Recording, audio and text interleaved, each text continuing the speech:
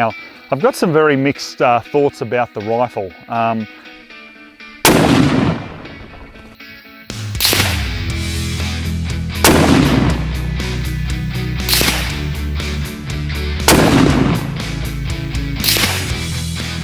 We've come in at 0.9 of an inch.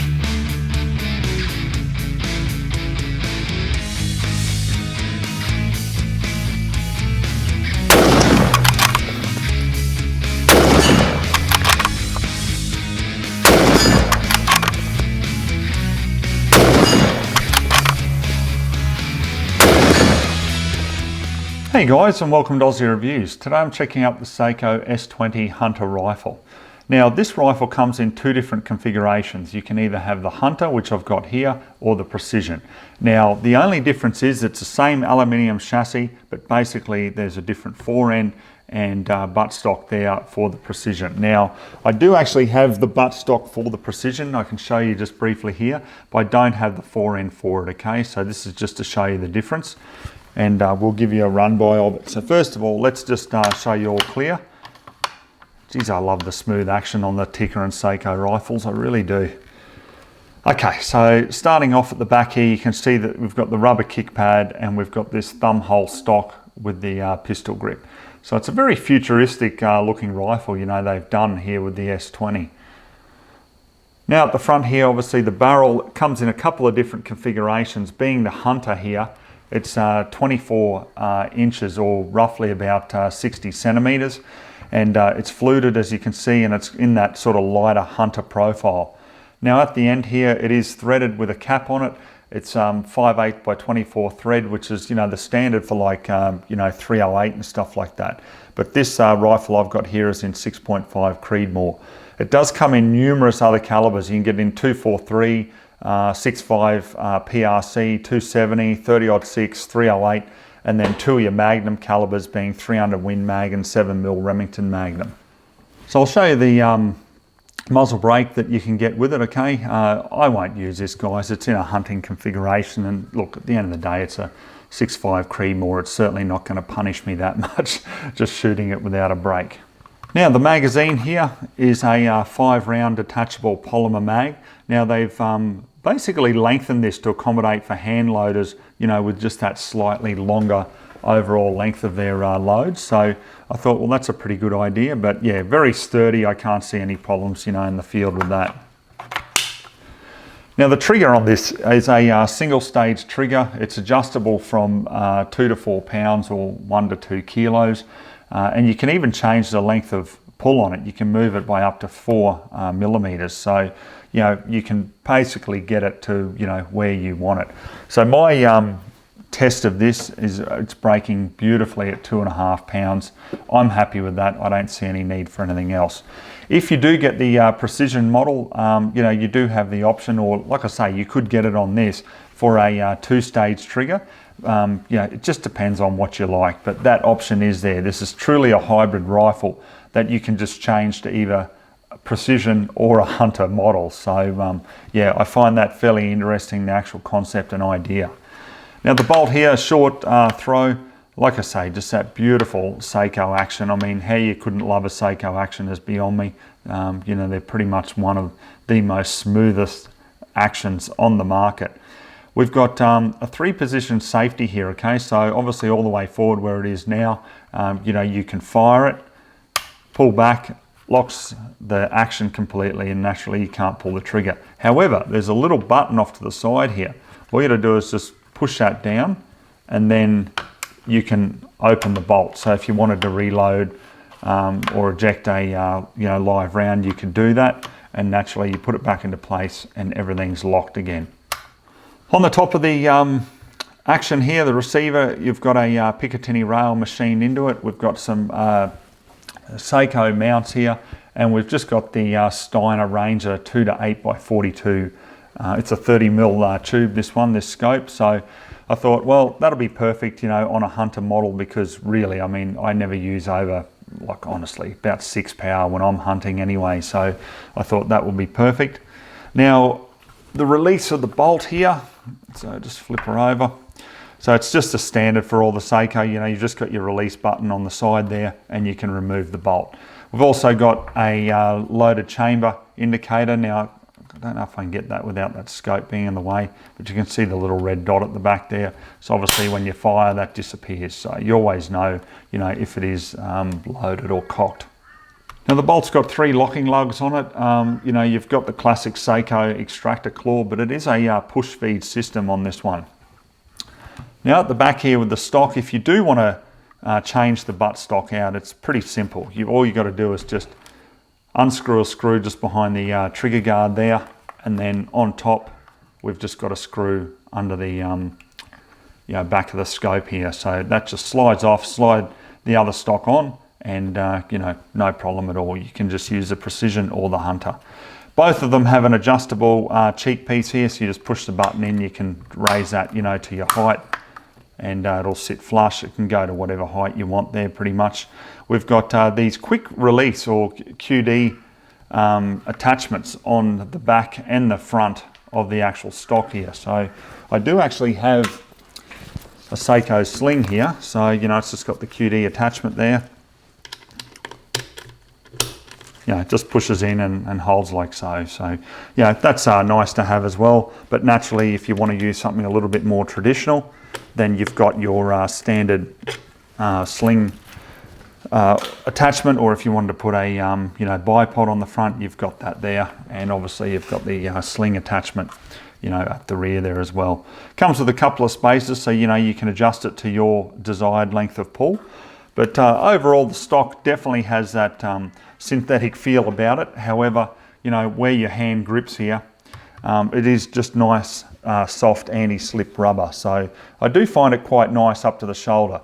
One thing to note though, this thumb hole stock is right hand only, okay? So if you're a lefty, yeah, sorry, it's not gonna be for you, okay? I don't know if they'll release one down the track. Perhaps they will, but at this stage, no. Now the action and the barrel on this is actually tungsten Cerakote, so you know, it's quite a nice look to it. If you go for the Precision, there is a different length barrel and obviously a bit heavier barrel. You know, but as I say, this is the Hunter version here.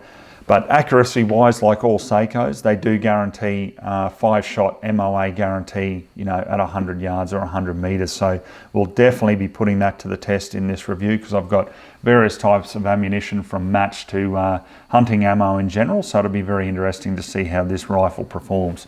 Obviously very high quality, guys, made in Finland. You know, Sako are really a premium brand. The only thing I find with this rifle, even in the Hunter model, is it's got a little bit of weight to it, about 3.2 kilos or 7 pounds. You know, so it's not an extremely lightweight rifle, but still very comfortable up to the shoulder in general. All right, so let's get out on the farm now, guys. I'm really keen to put some rounds down range and just see how this S20 performs.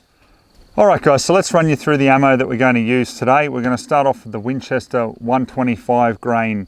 Now this is the Deer Season XP with the extreme point. Then we'll go up to the Hornady SSTs. Now these are 129 grain. Then we've got some Sako ammunition here, which is match ammunition, hollow point boat tails at 136 grain. So I just want to see how that goes. Then we've got the 140 grain soft points from Federal, just the blue packet hunting stuff. That's a fairly budget type round, so it'll be interesting to see how that goes. And then stepping up a little bit in the hunting area, we've got the Federal Fusion, which is also a 140 grain hunting projectile. So yeah, I mean, look, the version I got here is the Hunter, but we'll try one match ammo and we'll just see, you know, how we go. Now, got a little bit of wind around, but I mean, look, this is 6.5 Creedmoor, so that's not going to bother it too much there at 100, that's for sure. So we'll do 5-shot groups, because Sako do guarantee that 5-shot MOA guarantee at 100, and we'll just see if we can achieve that with any of these ammos.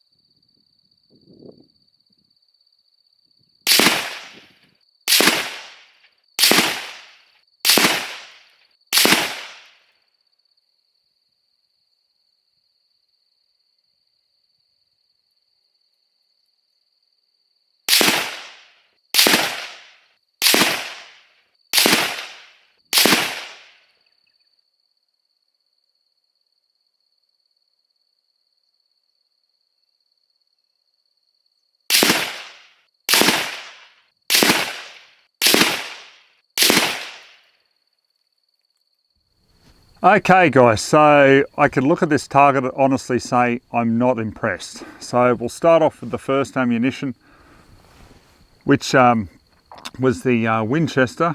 We've come in at about 1.8 inches there.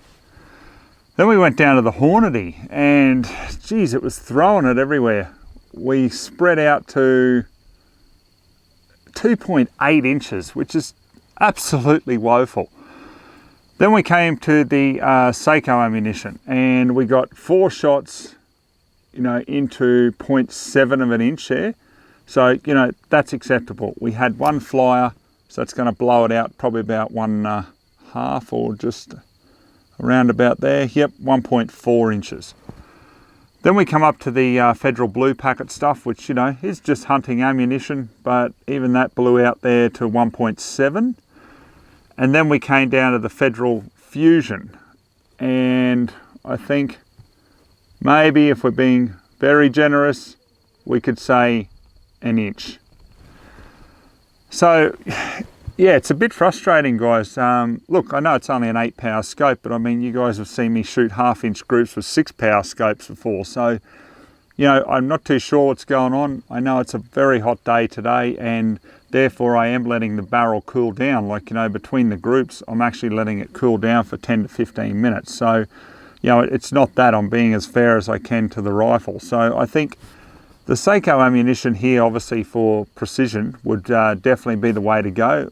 Even if we just discount that flyer, that's definitely showed some consistency there.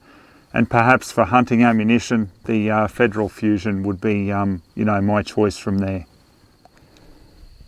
So I found loading in the magazine, no problems at all there. And certainly the cycle of the rifle and the mag, no issues at all. The rounds just slide in very easily.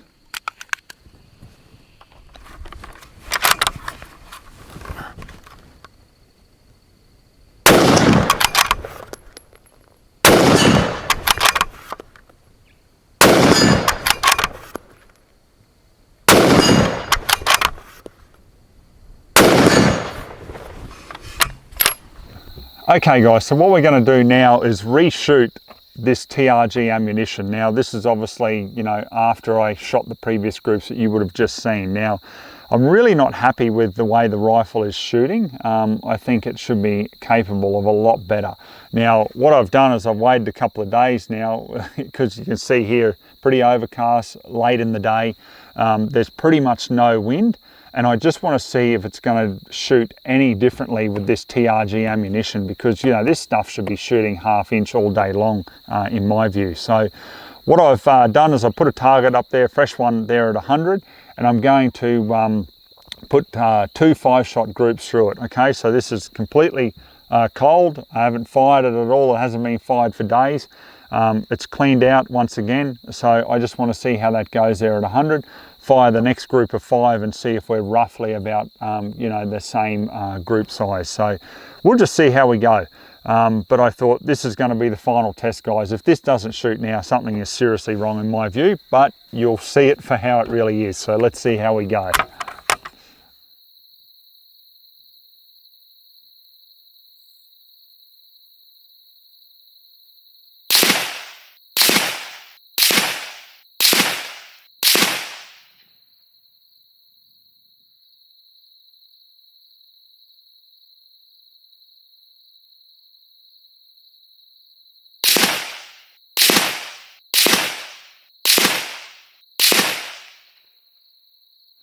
Okay, so a slight improvement over the original group, not a great deal. However, we've come in at 0.9 of an inch. We've got the 4 shots on that first group at 1/2 inch. Then on the second group, overall a little bit better, 0.8 of an inch from there. So yeah, a little bit of an improvement over the original group. All right guys, I'm going to wrap up my final thoughts on the Sako S20. Now, I've got some very mixed thoughts about the rifle. You know, the thumb hole stock is comfortable. You know, look, there is a bit of a plastic feel to all this. And personally, this is only my personal take. I don't like thumb hole stocks. I don't care whether it's on Anschutz or whatever. I would never buy one myself. That's just my own personal preference. But if you do like a thumb hole stock, you know, this is fairly comfortable, but it does have that plastic feel about it. So just keep that in mind. You know, no issues with the feeding. That was fine. Ejection obviously was fine. But when it comes to accuracy, I really did struggle to be impressed with the rifle. Now, look, you know, I know that when I originally shot it, you know, obviously, yeah, it's hot, you know, but I've let it cool down for, you know, 10-15 minutes in between the groups. And, you know, some of the ammunition shot terribly, like the Hornady ammo, for example, which, you know, surprises me because normally a lot of the Hornady ammunition is very, very good quality through a lot of different rifles. So, yeah, am I really impressed with the rifle? Guys, I have to be honest and say no, I'm not. Because when you're looking at paying, you know, the price you're paying for one of these, you know, I'd expect a lot more ammo to group a whole lot better, you know, than what it has. So, look, this may sound a bit, I guess, unconventional, but honestly, if it was me in my position, I'd be just simply going out and getting a Tikka T3X, you know, like a Hunter or something like that. You know, I just find them really good. Every single one that I've reviewed has shot sub MOA with ease, no issues whatsoever. So yeah, a little bit disappointed with the rifle, guys, to be quite honest, but as you guys know, I call it the way it is, and that's my honest thoughts on it. So I hope you enjoyed the review. So till next time, we'll catch you then.